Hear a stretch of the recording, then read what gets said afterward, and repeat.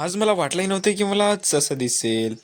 नमस्कार, माझं नाव आहे प्रेम आणि मी आज सकाळी सकाळी उठून कॉलेजला निघालो. तसं तर मी कधी कॉलेजला जात नाही, इकडे उगाच झाप्या मारत हिंडत राहतो. तितक्यातच गाडी अर्ध्या वाटातच होती भाऊ.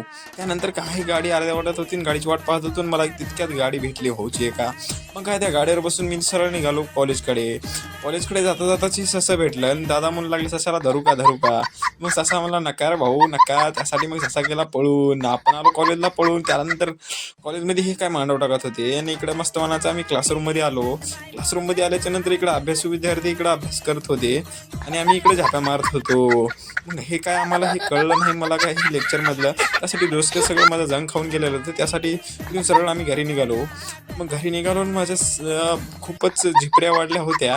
तर त्यासाठी माझं हे झिपरे आहे ते कट करावं म्हणलं. मग काय वारकाच्या दुकानात गेलो आणि कटिंग केलो. कटिंग केल्यानंतर ₹10 तिकीट दिलो ना भाऊ मी सरळ घरी आलो. आजचा आपला मिनी ब्लॉग कसा वाटला हे नक्की सांगा.